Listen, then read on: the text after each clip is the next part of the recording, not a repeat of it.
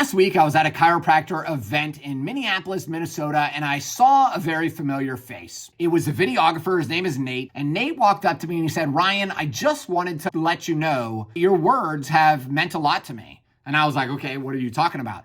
You see, earlier this year, I met Nate at another conference. He was working as an employee for somebody else. And he said, "I really want to start my own business being a videographer, but I'm just afraid." And I said, "Well, Nate, what's the worst that could happen? So if you quit your job, if you start this business, and let's say you fail, you lose all your money, is your wife going to divorce you?" And he said, "Well, no."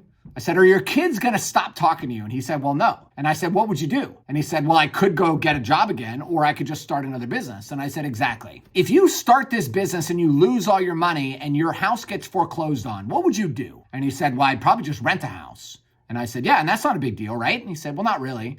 And I said, "And then in a few years, you could buy another house." And he's like, "Yeah." And I said, "Well, that's the point. What's the worst that can happen if you go pursue your dreams? You're not going to lose your wife.